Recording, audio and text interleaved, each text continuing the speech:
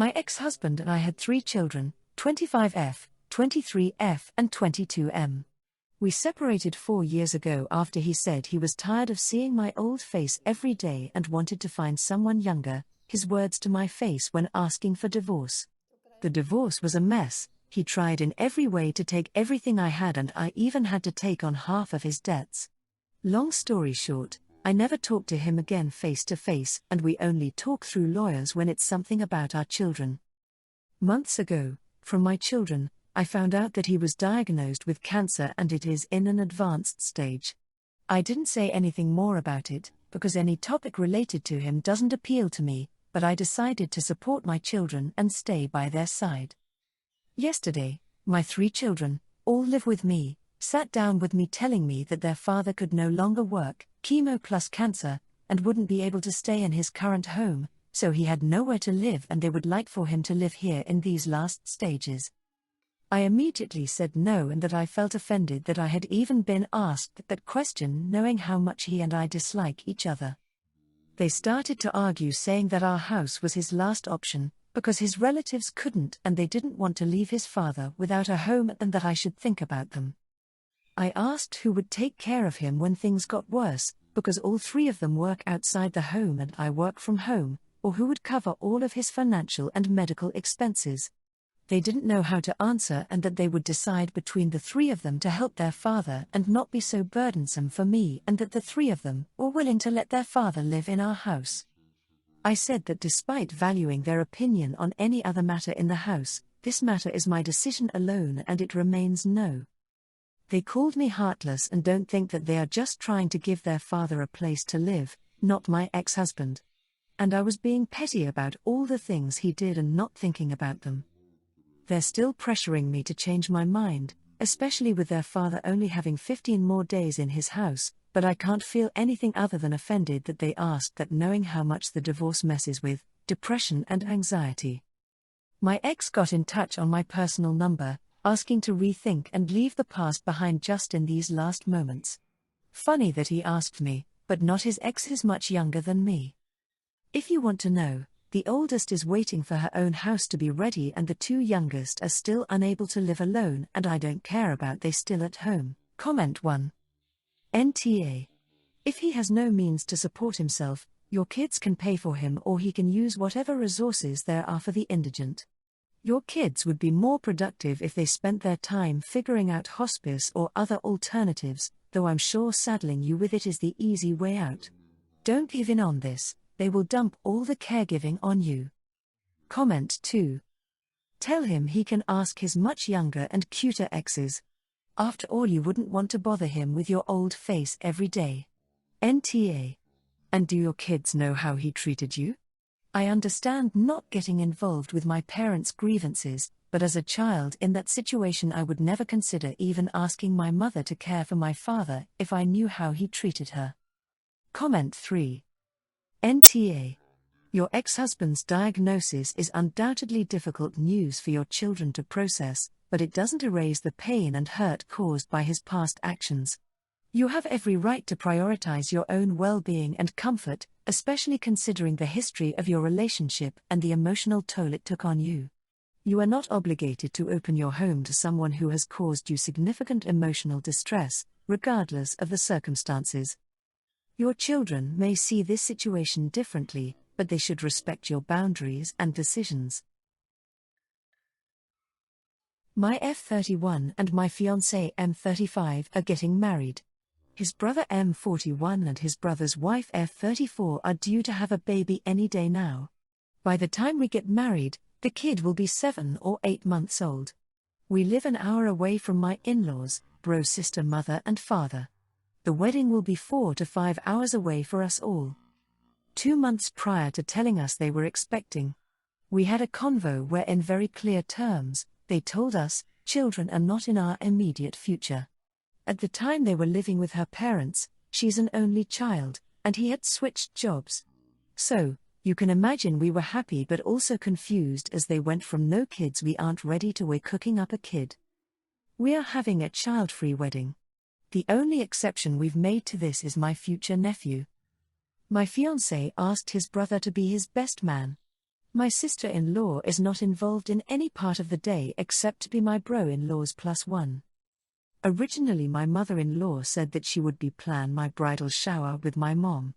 She casually mentioned to me one day that she didn't have the bandwidth to host my bridal shower as she will be helping with childcare for sister-in-law.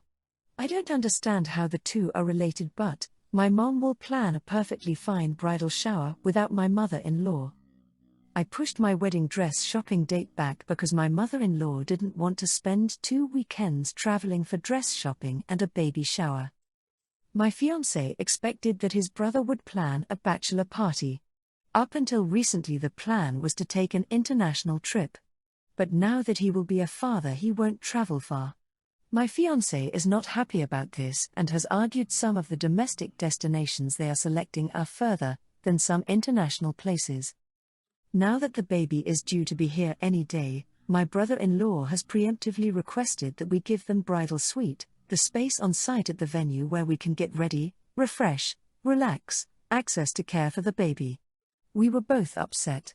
I am okay with having their child at my wedding because I know how attached parents can be, but I am not okay making accommodations for a child that just as easily could not be at my wedding. My sister-in-law is an only child. So, we offered to invite her parents, understanding they would stay at the Airbnb and take care of the baby. They didn't like this option even though the Airbnb is booked, and I am not exaggerating when I say this, it is around the corner from the venue. We offered them ceremony-only option so during cocktail hour they can leave. They did not like this option. It is clear that the priorities of my fiancé's family have become this child. I do not want to be resentful of this baby or my sister-in-law.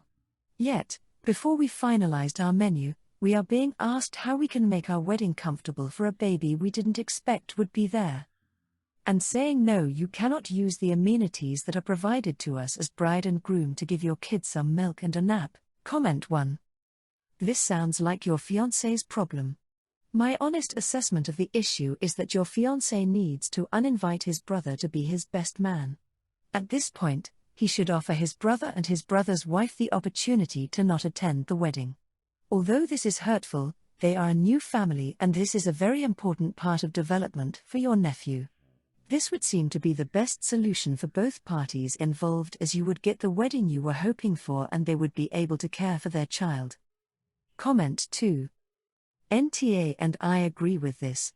Of course it's hurtful that his whole family is prioritizing the baby over the wedding and he needs to have that conversation with his parents. He needs to say that you understand they have committed and are excited to help with the baby, but the wedding is actually about the couple getting married. If they aren't able to see all the compromises already made, and realize they are treating your wedding and events like an inconvenience, then they will be damaging the relationship going forward and will not be included. Comment 3. Stop giving them options. You have done way more than enough to accommodate their child at your child-free wedding. Put your foot down and do not let them compromise your wedding anymore. They can use the Airbnb or they are not welcome. I, 24F, have always had a rocky relationship with my stepmom Cindy, 51F. She came into my life when I was 13, and pretty much as soon as she and my dad were married, she became very pushy about taking up a parental role. She came to all my events and stuff, which I tried to appreciate, but she was also very "it's my house too, and I get to make rules" after moving in with dad. She was the bad cop, I guess. She was the one who thought I didn't have enough chores, that my grades weren't good enough, that I needed screen time limits, etc., and that led to a lot of arguments. I hit the last straw at 17.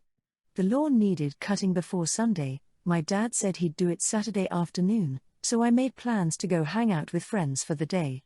While I was out, Cindy messaged me saying I shouldn't have let dad do the lawn because he'd had a tiring week, and that I would be doing it, her usual mo basically. I said no and stayed out with my friends. When I got home, she was furious and tried to ground me, and it turned into this big stupid argument where I pulled the "you're not my mom" card. Dad ended up stepping in. I wasn't grounded, but also asked me to try and get along with her. It didn't matter, because she decided she was done. She just kinda stopped acknowledging me, We basically became roommates who hated each other. I wasn't even allowed to eat food she bought, not special stuff, like when the bread ran out and she was the one to replace it. It was all just really tense, and I ended up spending a lot more time at my mom's apartment until I went to college. I've never formally blocked her or gone North Carolina, but we just haven't spoken since. She never came anytime I met up with dad etc. until me and my fiancé announced our engagement. The wedding is over a year away, but Cindy sent me a long text, congratulating me and asking for all the details so she could help plan. She was asking about coming to dress fittings and if we wanted an engagement party and if she could make a speech at the wedding, basically asking about all the mother of the bride stuff and pretending the last 11 years didn't happen.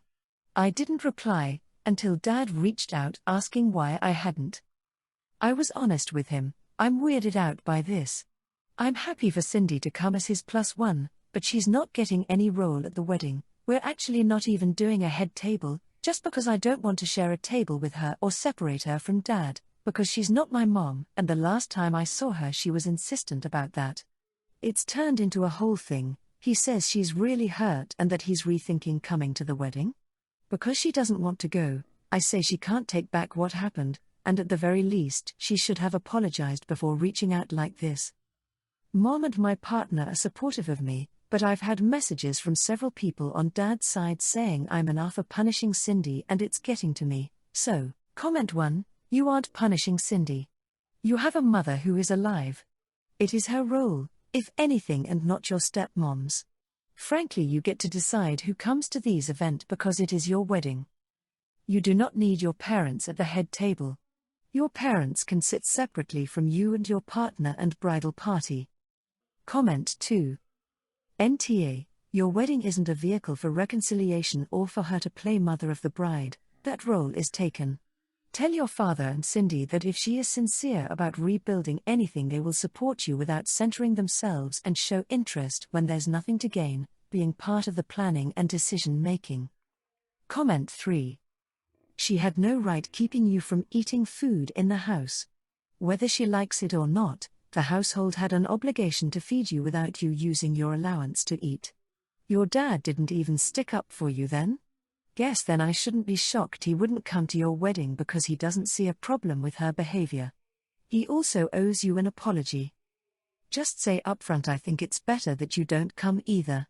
You've backed your wife up even when you know what she's done is ethically and legally wrong. Neither of you have apologized, but now you want to play the victim after allowing the harassment a teenager under your protection and care.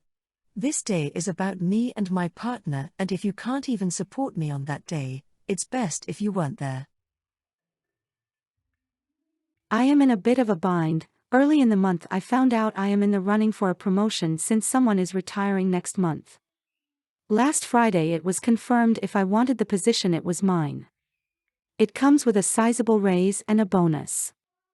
I agreed and told my wife on Valentine's Day the good news. My wife said congratulations, and here is where sure it went downhill very fast. She asked if I would get a raise and stuff, and I said yeah.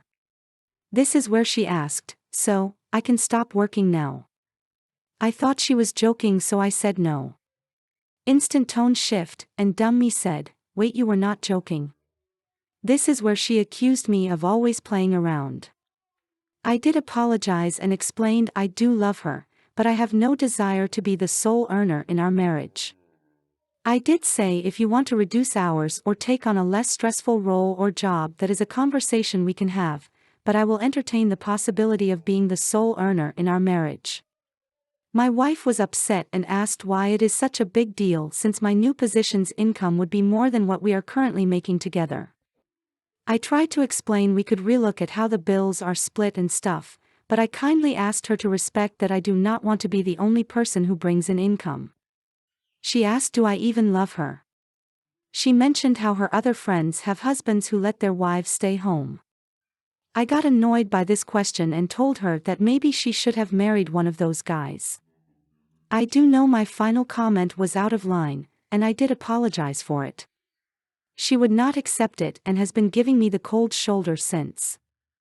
She asked if I even love her. Comment did sting, and I did act like a jackass by saying what I did. This has always been something I have felt strongly towards. She was also aware of how I felt, but honestly, I don't think neither of us thought either would be in a position to do so. I know I never thought I would be. She did explain the benefits of her staying home. The problem is I enjoy meal prep, cooking, and cleaning. I listen to podcasts during that time, little moments of zen. I like the current setup where we split the chores. I do not want or need her to take on a larger load. I get her job is frustrating and stressful. That is why I said she can explore options to reduce her stress or find a less stressful job.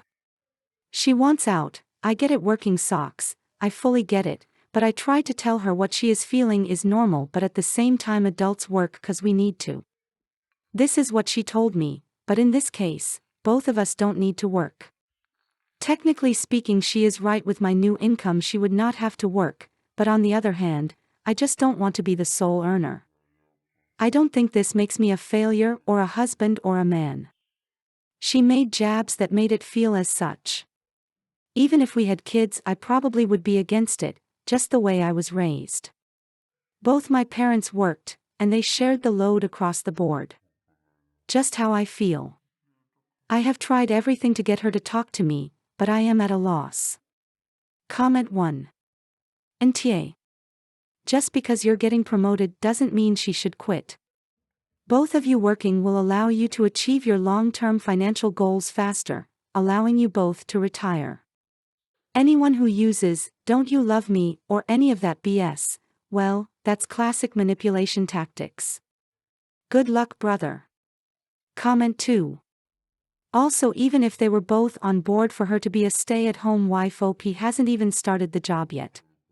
He could hate it and want out. He could be sure at it and be fired. Before any discussion around that topic can even occur, OP needs to settle into the role and ensure its stable employment. Comment 3. NTA. You might want to take a hard look if this is the person you want to be married to. This isn't an adult conversation, it's a teen fantasy. It's just downhill from here on. You will find yourself 10 years from now getting divorced and paying spousal support. It sounds like you want to be married to an equal, not a dependent.